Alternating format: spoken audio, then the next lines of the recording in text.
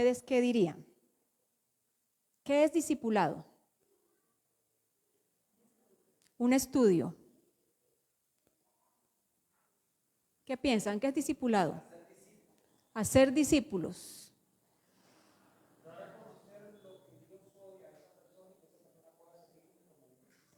Dar a conocer lo que yo soy a la otra persona y que me pueda seguir a mí como un discípulo. Enseñar. Bueno, tenemos todas son diferentes respuestas y creo que todas tienen una implicación diferente. Estamos en problemas si no tenemos una misma respuesta. ¿Qué hacemos? Bueno, cuando pensamos en discipulado, probablemente pensamos en el mandato de Jesús, cuando Él dijo, vayan y hagan discípulos, ¿cierto? Probablemente pensamos en eso. Puedes ponerle pantalla completa, control L te da la pantalla completa.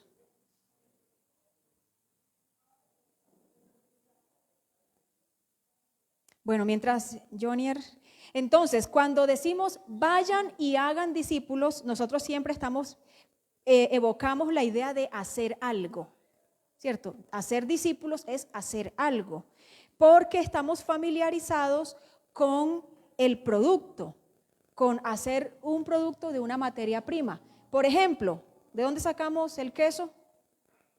De la leche. ¿De dónde sacamos los zapatos de cuero? Del cuero de la vaca o de lo que sea que de donde haya salido el cuero, ¿cierto? Pero cuando, por ejemplo, nos dicen vayan y hagan discípulos, estamos pensando en el hacer algo a partir de otra cosa, ¿cierto? Porque estamos pensando como en ese proceso de producción. Pero resulta que ver el discipulado como un proceso de producción pone el énfasis en el proceso de producción como tal.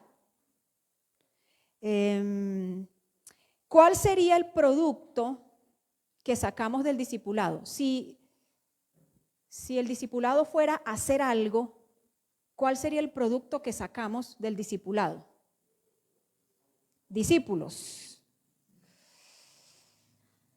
Buenos cristianos, ¿cierto? Uno espera que después de un proceso de discipulado, esta persona aprenda a orar, conozca un poquito la Biblia, esté contenta y venga a la iglesia.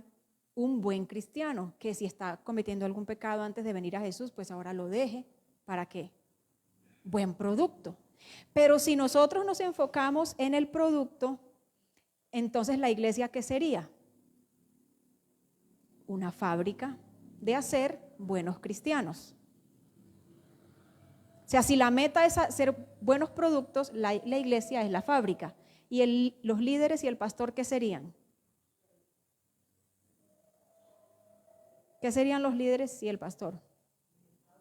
Los trabajadores de la fábrica que deben garantizar que salga un buen producto. ¿Tiene sentido?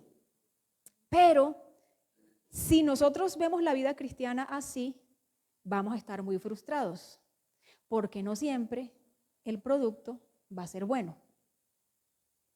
O si no, mírenme a mí, para no decir mírense a ustedes. Ay, amén, ay, Dios mío. Entonces el producto no siempre va a ser bueno. Tengo problemas. Alberto, tú tienes tu celular disponible. Este celular está fallando mucho. Te voy a mandar la prédica para que me hagas el favor, me compartas allá.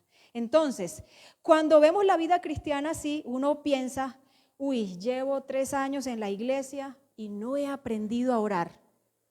No hay un buen producto. Llevo 20 años en la iglesia y el pastor no me ha puesto ni siquiera a recoger la ofrenda. No hay un buen producto.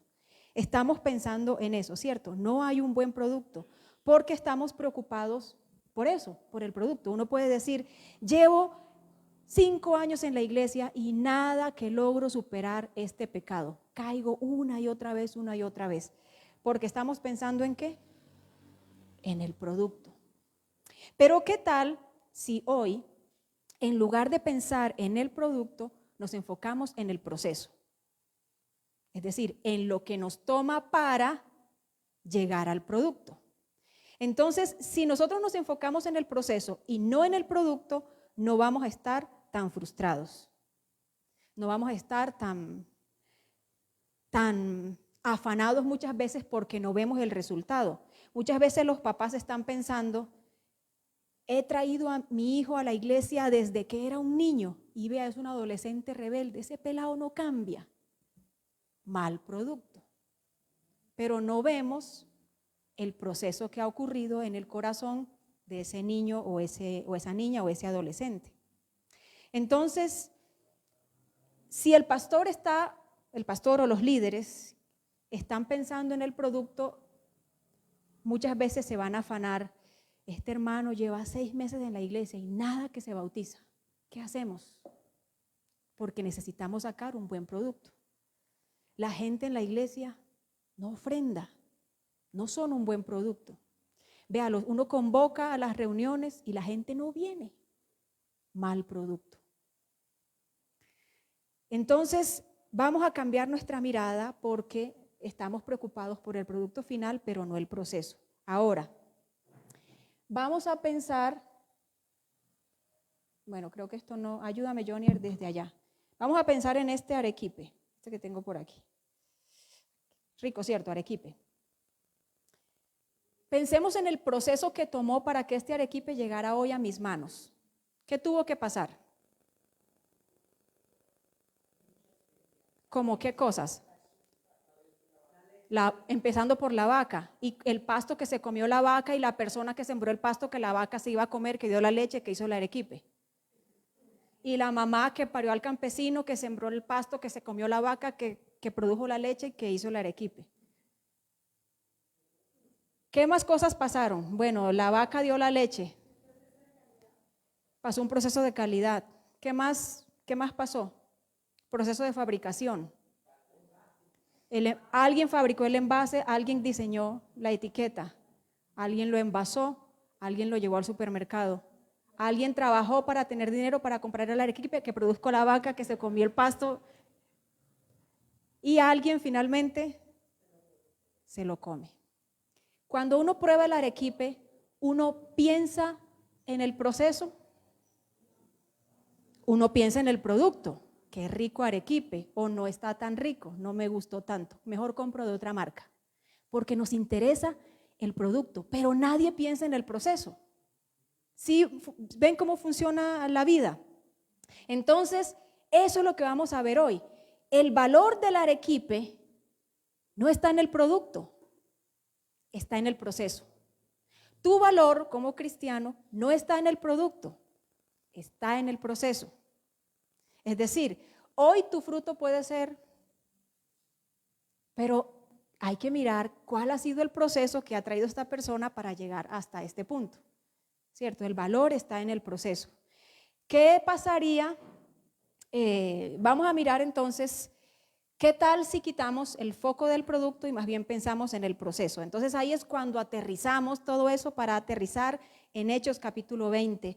Llegamos al final del tercer viaje del apóstol Pablo. Después de hacer cosas asombrosas, Pablo está listo para dejar la región de Éfeso. Ya se va y va a volver a Jerusalén. Y este es un momento crucial porque Pablo ha estado trabajando durante algún tiempo en este lugar, estuvo alrededor de 3 años en la región de Éfeso y vamos a mirar la escena de la despedida. Lucas nos hace un recuento de lo que fue su estadía en ese lugar y nos enseña a través de este texto 4 marcas de un discipulado saludable. 4 marcas de un discipulado saludable. ¿Listo? Entonces vamos a leer el texto. Dale siguiente, Jonier, por favor. Vamos a leer el texto así rápidamente. Dale siguiente hasta que encuentres el texto. Ahí. A partir del versículo 18, Hechos 20, a partir del versículo 18. Cuando llegaron, Pablo declaró, es decir, Pablo mandó a llamar a los ancianos de Éfeso porque se iba a despedir de ellos. Ya él se iba. Entonces dice, cuando llegaron, Pablo declaró, ustedes saben que desde el día que pisé la provincia de Asia hasta ahora he hecho el trabajo del Señor con humildad y con muchas lágrimas. He soportado las pruebas que me vinieron como consecuencia de las conspiraciones de los judíos. Nunca me eché para atrás a la hora de decirles lo que necesitaban oír, ya fuera en público o en sus casas. He tenido un solo mensaje para los judíos y los griegos por igual: la necesidad de arrepentirse del pecado y de volver a Dios y de tener fe en nuestro Señor Jesús. Ahora estoy obligado por el Espíritu a ir a Jerusalén. No sé lo que me espera allí, solo sé que el Espíritu Santo me dice en ciudad tras ciudad me esperan cárcel y sufrimiento. Siguiente. Pero mi vida no vale nada para mí a menos que la use para terminar la tarea que me asignó el Señor Jesús. La tarea de contarles a otros la buena noticia acerca de la maravillosa gracia de Dios. Y ahora sé que ninguno de ustedes a quien les he predicado el reino volverá a verme. Declaro hoy que he sido fiel. Si alguien sufre la muerte eterna, no será mi culpa, porque no me eché para atrás a la hora de declarar todo lo que Dios quiere que ustedes sepan. Entonces, cuídense a sí mismos y cuiden al pueblo de Dios. Alimenten y pastoren al rebaño de Dios, su iglesia, comprada con su propia sangre, sobre quien el Espíritu Santo les ha designado líderes. Siguiente. Sé que después de mi salida vendrán en medio de ustedes falsos maestros como lobos rapaces y no perdonarán al rebaño. Incluso algunos hombres de su propio grupo se levantarán y distorsionarán la verdad para poder juntar seguidores. Cuidado. Recuerden que los 3 años que pasé con ustedes, de día y de noche, mi constante atención y cuidado, así como mis muchas lágrimas por cada uno de ustedes. Y ahora los encomiendo a Dios y al mensaje de su gracia que tiene poder para edificarlos y darles una herencia junto con todos los que Él ha consagrado para sí mismo. Yo nunca he codiciado la plata, ni el oro, ni la ropa de nadie. Ustedes saben que mis 2 manos han trabajado para satisfacer mis propias necesidades e incluso las necesidades de los que estuvieron conmigo. Siguiente. Y he sido un ejemplo constante de cómo pueden ayudar con trabajo y esfuerzo a los que están en necesidad. Deben recordar las palabras del Señor Jesús. Hay más bendición en dar que en recibir. Cuando Pablo terminó de hablar, se arrodilló y oró con ellos. Todos lloraban mientras lo abrazaban y le daban besos de despedida. Estaban tristes, principalmente porque les había dicho que nunca más volverían a verlo. Luego lo acompañaron hasta el barco. Esta es una de las escenas más conmovedoras del Nuevo Testamento. Y de aquí podríamos sacar 30 sermones de ese texto corto. Pero vamos a pensar en 4 marcas de un discipulado saludable. Vamos a pensar en lo que Pablo hizo mientras estuvo esos 3 años en Éfeso. Número 1, siguiente, un discipulado saludable tiene como base la Escritura. Y ahora, cuando yo hablo de discipulado, me refiero a un proceso que dura toda la vida. Mientras estemos en este mundo, estaremos caminando para ser como Cristo. ¿Cuánto dura ese proceso? ¿Cuánto vamos a demorar para alcanzar ser el producto perfecto? Toda la vida. Entonces, esa es la razón por la que el producto no es lo más importante. Lo más importante es el proceso mientras alcanzamos el producto. Ay, esto se bloqueó. ¿Usted por qué bloquea el teléfono? No confía en las personas. Eso está muy mal. ¿Qué esconde?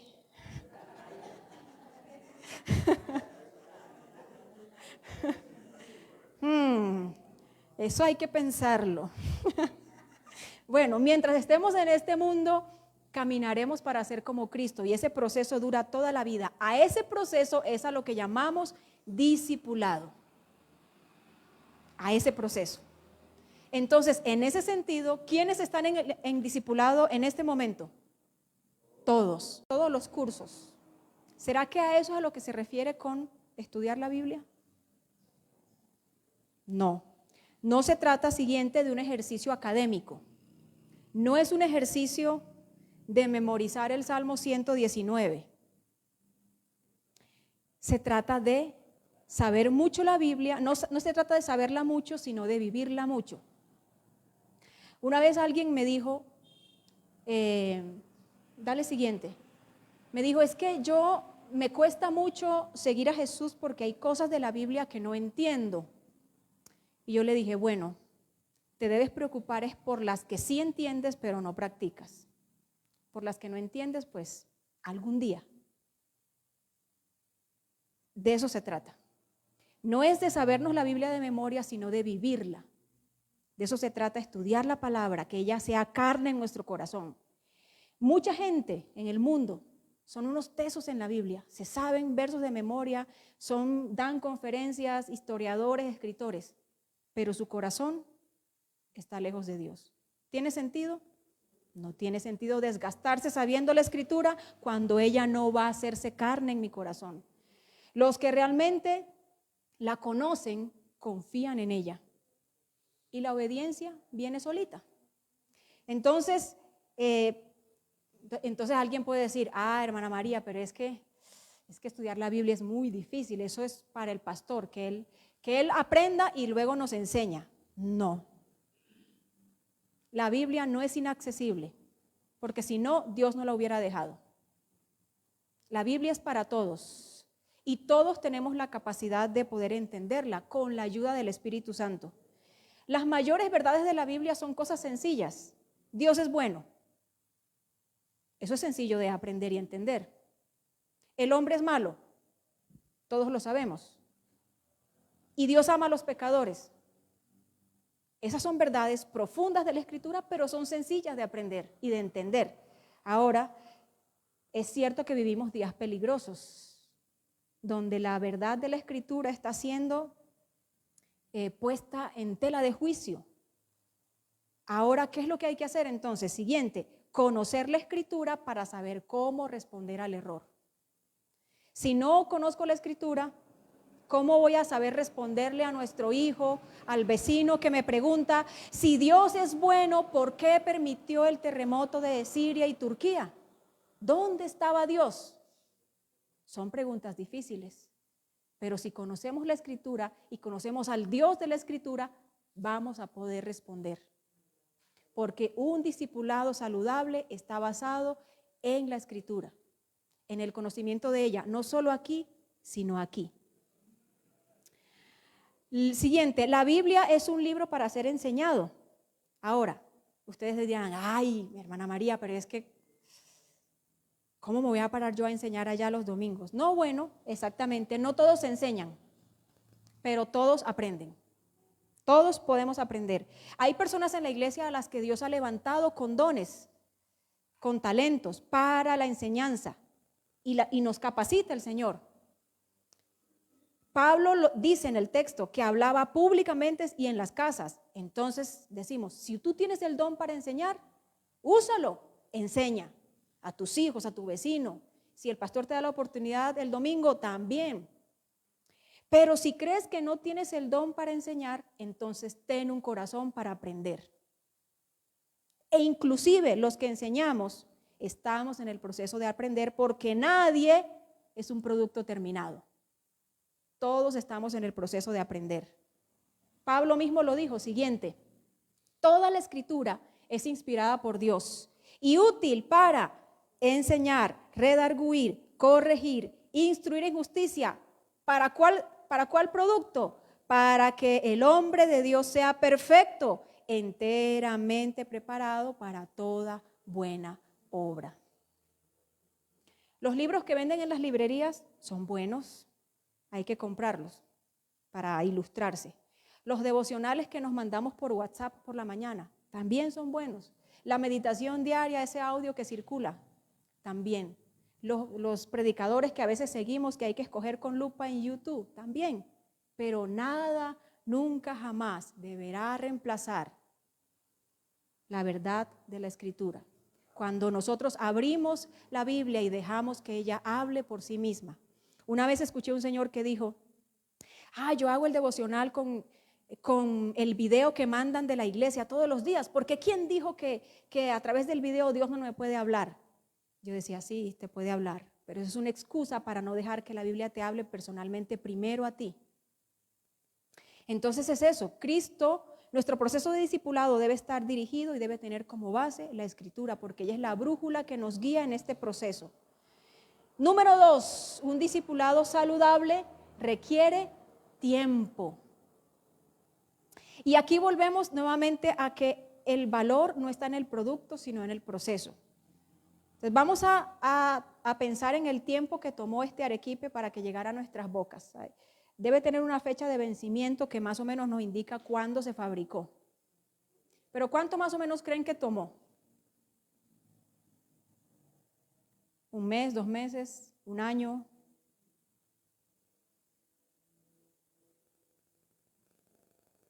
Para que la persona tuviera la experiencia del punto exacto de la leche, de criar la vaca, cuidarla, el pasto.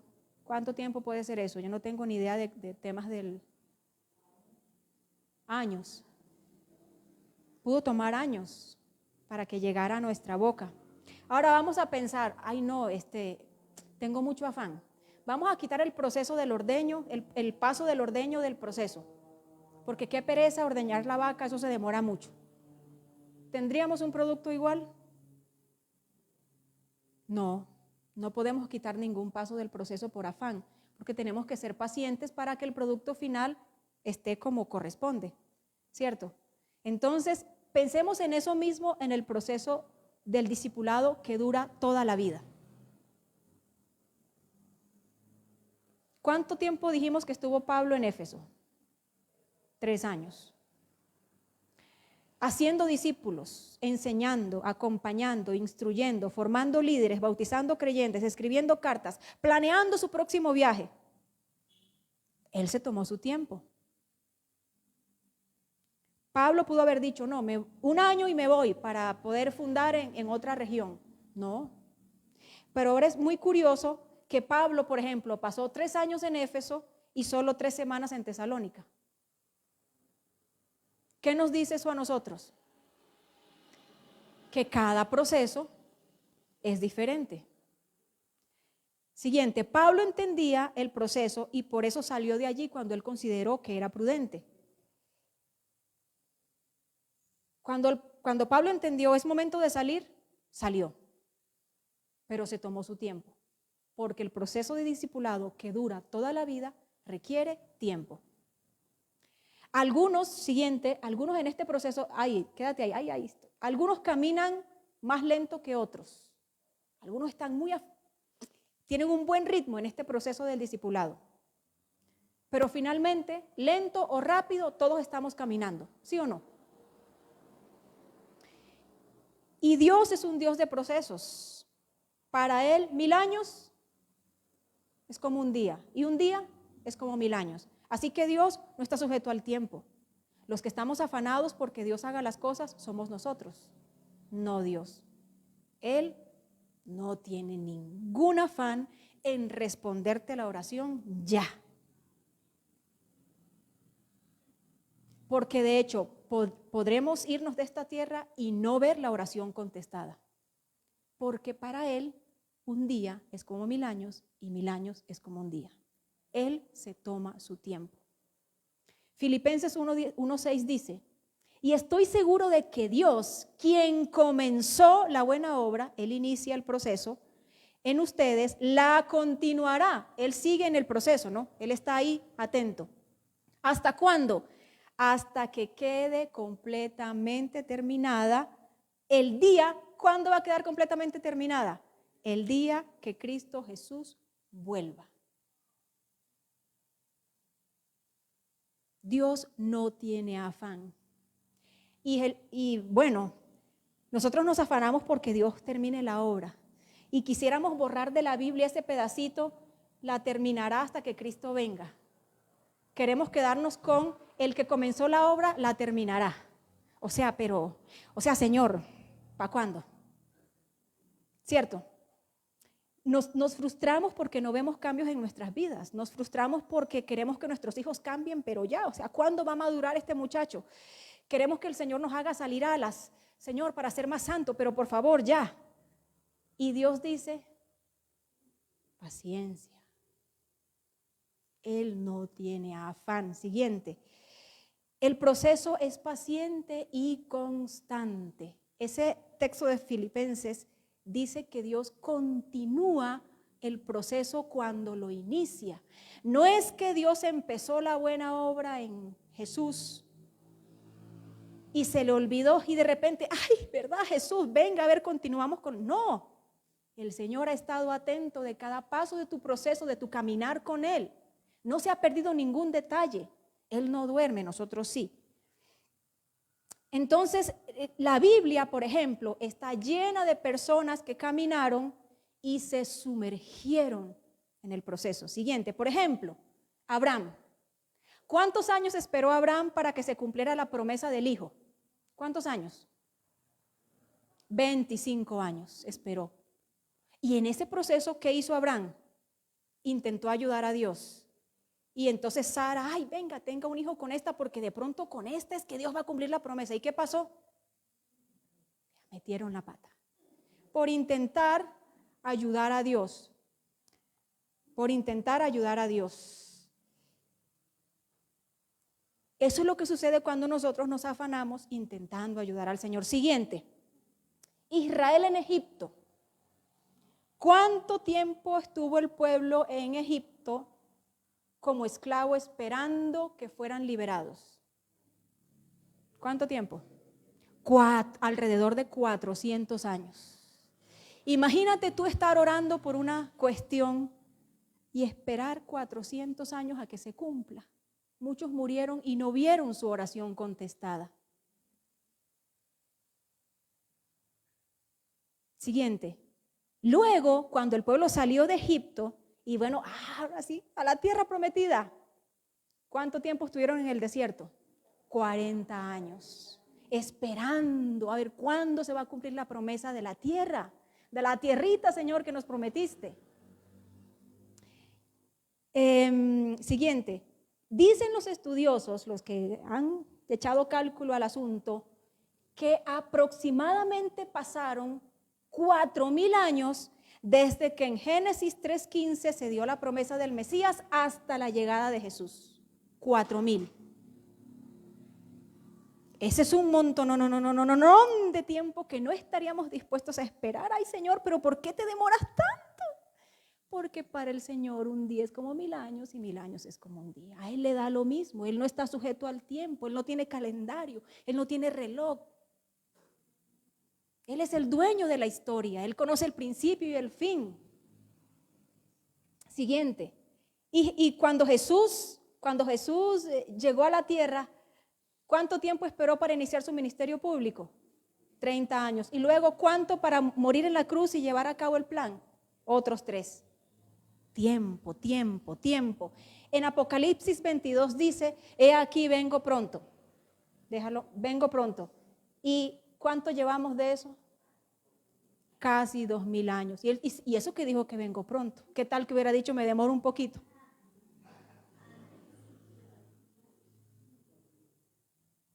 Paciencia, dice el Señor. Nadie nos ha dicho que el proceso lo veremos con nuestros ojos. Ojalá que sí. Pero tal vez el Señor se toma su tiempo para concederte la petición por la que llevas orando muchos años. Y algún día te sorprende y ¡zas! El Señor lo hace.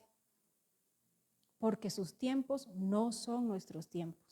El proceso de discipulado en el que caminamos para llegar a ser como Dios dura toda la vida.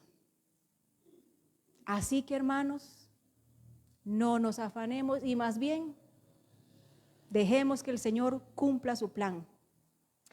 Y eso es evidencia que, bueno, en nuestro afán por ver los procesos terminados tomamos malas decisiones, como Abraham. Una mujer, por ejemplo, que espera el príncipe azul y ya siente la presión social porque la gente le dice, te está dejando el tren.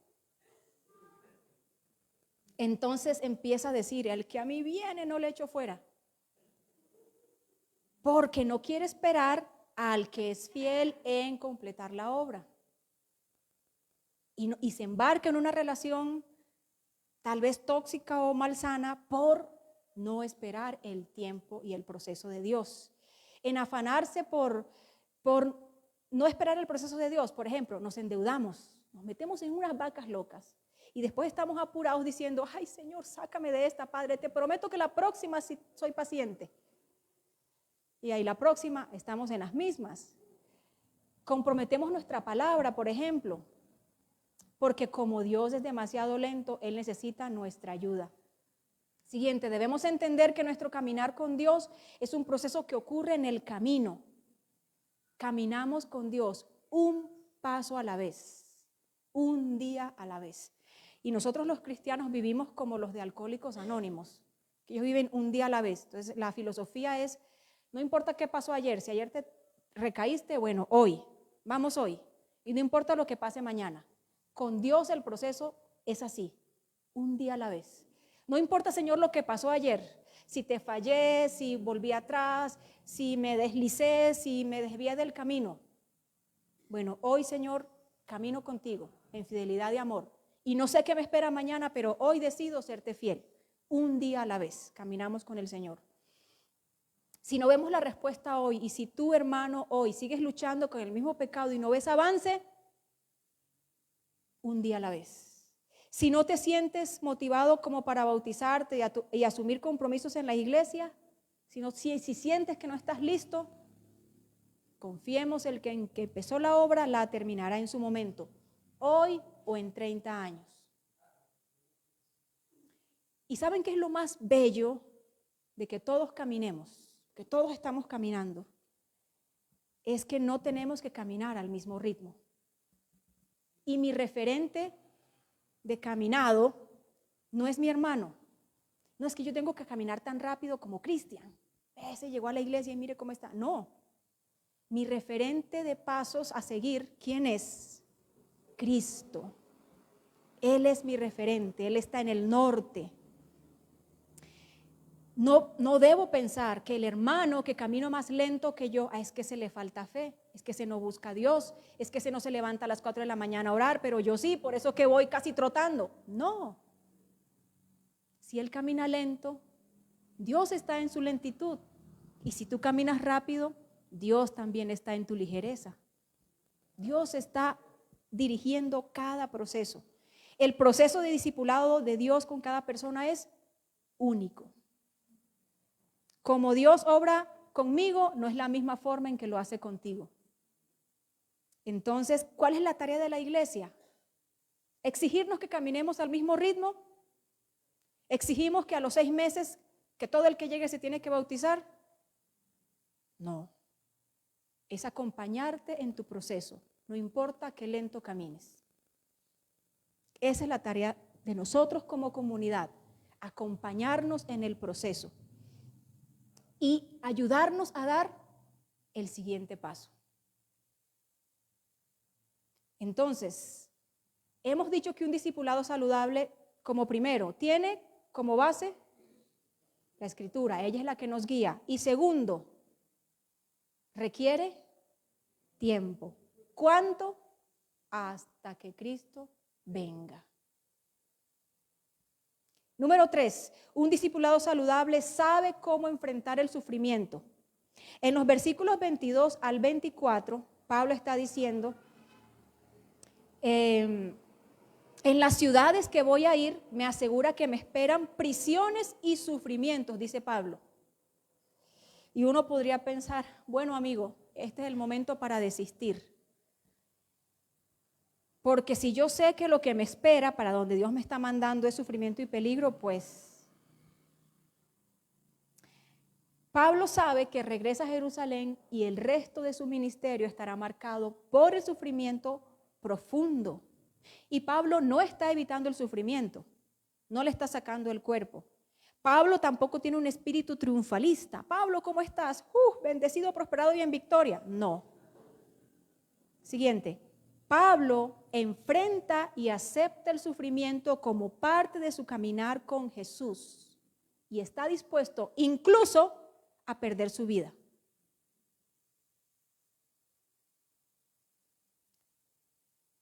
Caminar con Jesús implica sufrimiento y él lo aseguró cuando dijo, siguiente, si alguno quiere ser mi discípulo, tiene que negarse a sí mismo, eso es sufrimiento, tomar su cruz y luego sí, seguirme. Antes, no. Porque el que quiera salvar su vida, la perderá. Pero el que pierda su vida por mi causa, la encontrará.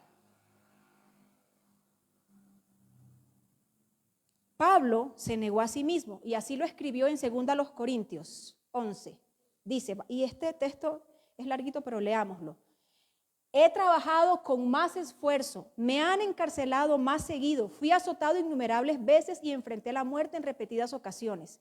En 5 ocasiones distintas, los líderes judíos me dieron 39 latigazos, hasta los contó el hombre, ¿no? 3 veces me azotaron con varas, 1 vez fui apedreado, 3 veces sufrí naufragios, 1 vez pasé toda una noche y el día siguiente a la deriva en el mar.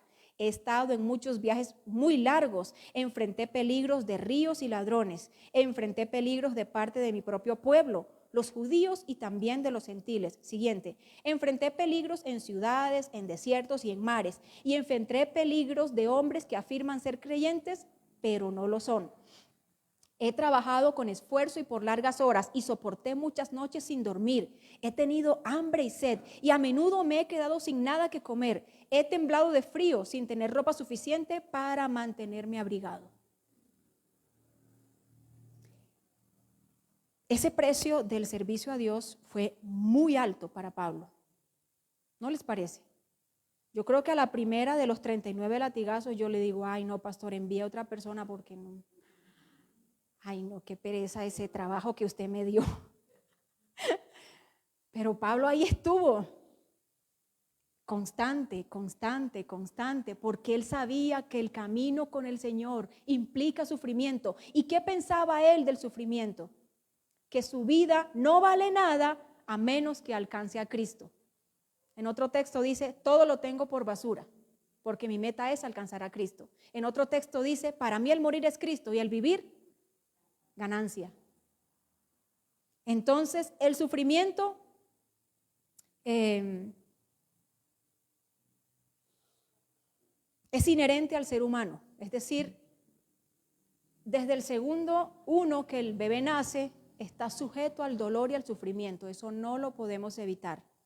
Por eso, las iglesias que predican el no sufrimiento o que todo aquí se te va a resolver, mire, esa iglesia no es de Dios. Porque entonces, ¿cómo leemos en esas iglesias el libro de Job, por ejemplo? Job es sufrimiento de principio a fin. ¿Cómo entendemos la cruz si quitamos el sufrimiento de nuestras vidas? La cruz fue sufrimiento en carne viva. Pero, como no lo podemos evitar, lo que sí podemos hacer es sufrir con la mirada puesta en la cruz. Siguiente, cuando sufrimos viendo la cruz de Cristo, nuestro sufrimiento cobra sentido y tenemos esperanza. Jesús dijo en Mateo 5 que seríamos doblemente felices cuando por su causa sufriéramos. Entonces él dijo, te están despreciando por ser seguidor de Jesús. Alégrate. Es un honor. Si estás siendo perseguido, burlado o humillado por causa de Cristo, siéntete honrado porque están viendo a Cristo en ti. Y eso es algo que el mundo no soporta. Siguiente, dice Jesús en Juan 16:33, aquí en el mundo tendrán muchas pruebas y tristezas. Ay, gracias Jesús. Pero, hay un pero que lo cambia todo. Anímense, porque yo he vencido. Ese pero de Jesús le da sentido y esperanza a nuestro sufrimiento. Jesús dijo, sí, van a sufrir, pero yo he vencido.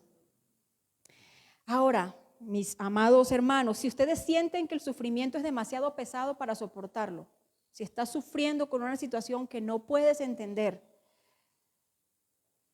es válido el sufrimiento, pero recuerda que Jesús ha vencido.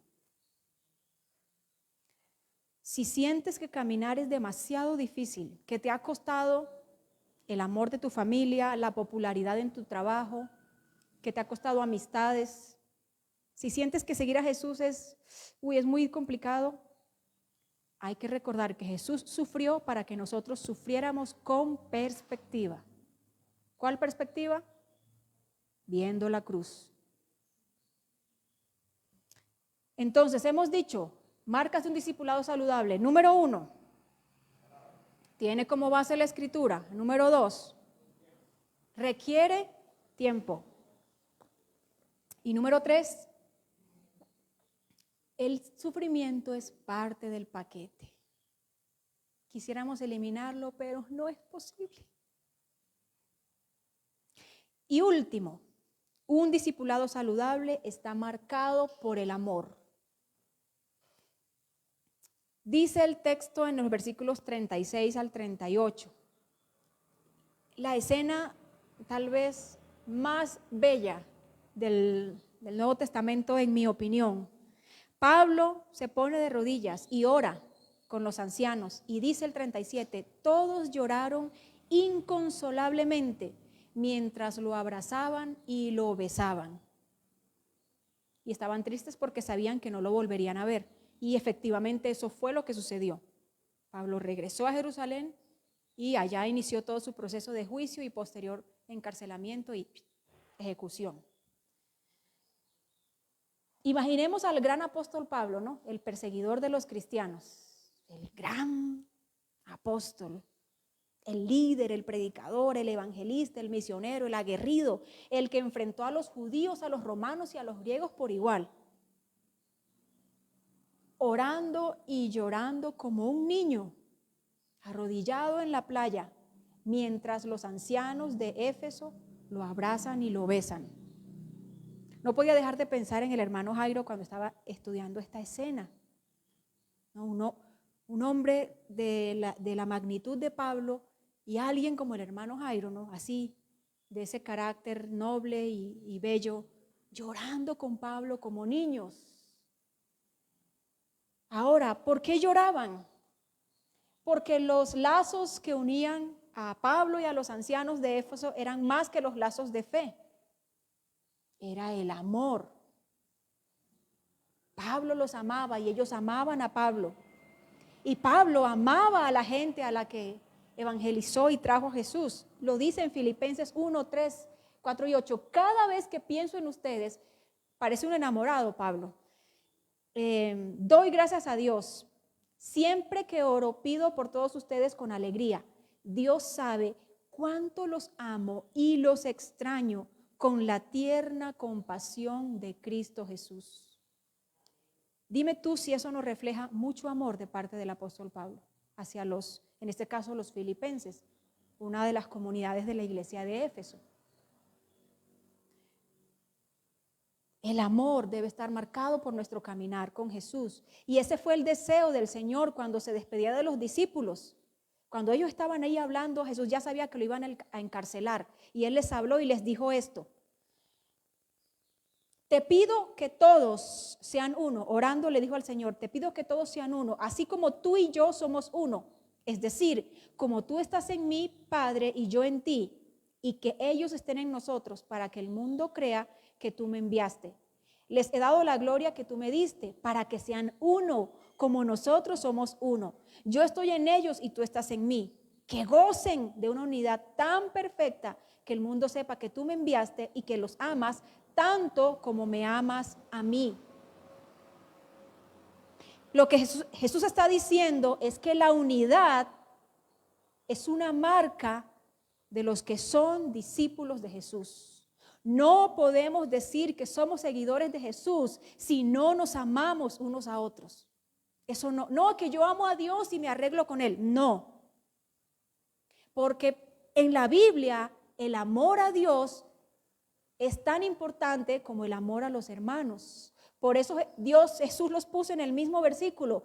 Amarás a Dios con todo tu corazón, con toda tu alma y con todas tus fuerzas. Y a tu prójimo como a ti mismo.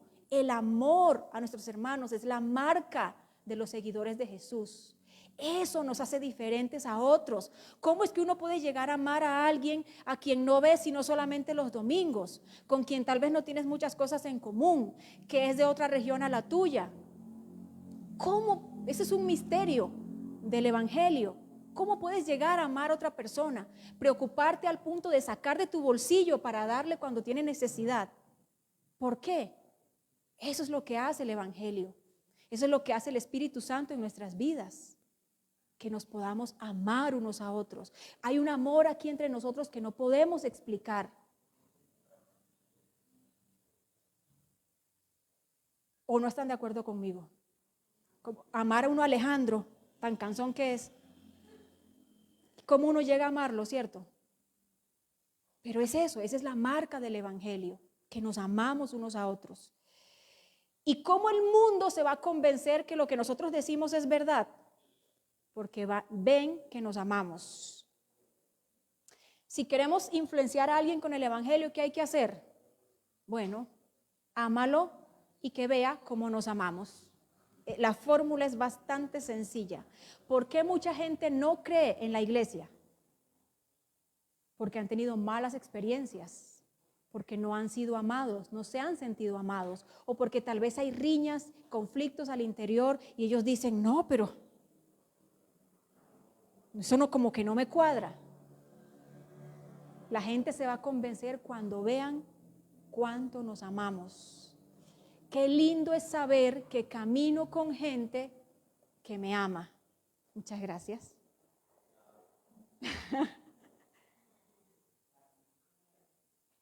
Alberto dice amén. Qué lindo es saber que hay gente que se preocupa por ti, que si estás enfermo te va a llamar, que te va a visitar si estás mal, que te van a ir a buscar si te desviaste del camino. Qué lindo es saber que hay gente que nos ama tal cual somos, sin esperar nada a cambio. Eso es el discipulado, eso es el camino. Ahora, para terminar, dijimos, todos somos discípulos, ¿cierto? Todos estamos caminando, todos estamos en el proceso de discipulado. Pablo hizo discípulos en Éfeso y ellos caminaron igual que nosotros. Entonces, mientras caminamos, la Escritura es nuestra brújula. Hermanos, hay que leerla, hay que estudiarla porque ella es la que nos va a llevar a Jesús. Si en el camino hay sufrimiento, miremos la cruz. No hay que afanarse por ver el resultado pronto. Confiemos en que el que empezó, terminará. Y por último, amémonos unos a otros para que el mundo crea que Jesús es real. ¿Les parece si oramos? Y yo quiero que hagamos algo bonito en este momento. ¿Qué tal si buscas a alguien de la iglesia o el que está a tu lado? Y bueno, estamos caminando juntos. Qué chévere, porque hoy descubrí que camino contigo. Y tal vez la persona de al lado es un nuevo caminante, no lo sabemos, o lleva años caminando. El hermano Jairo, mira cuántos años lleva caminando, muchos.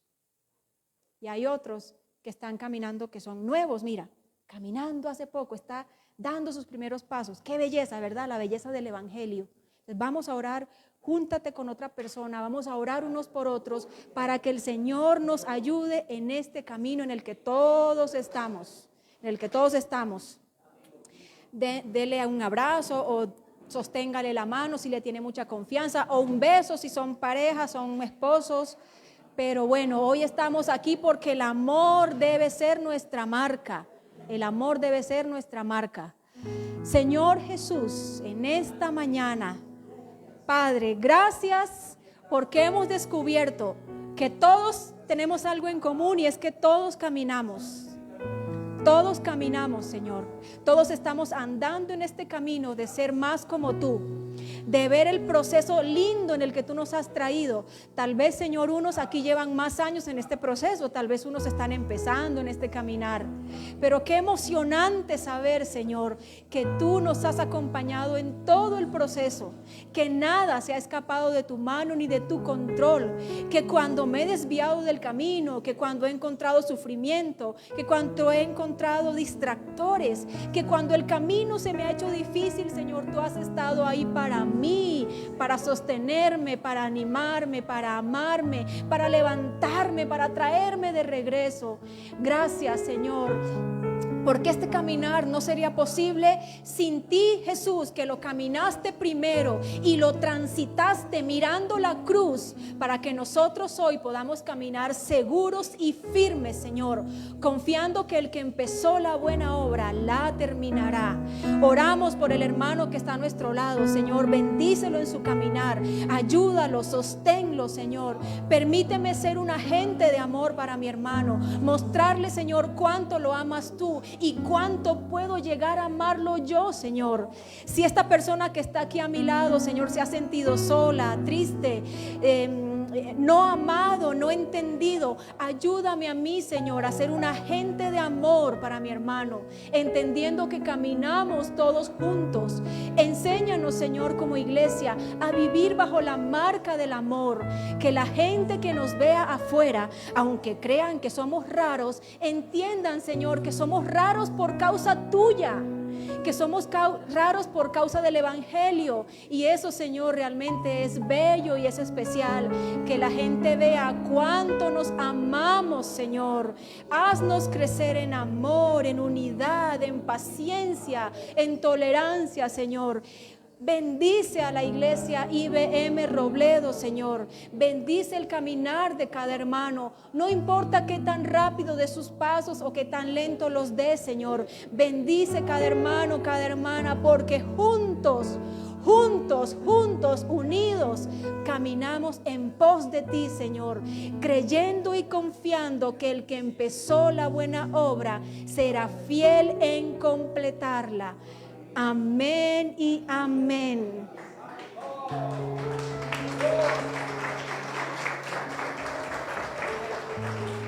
Bueno, desen un abracito, un besito ahí mientras el pastor llega. Muchas gracias.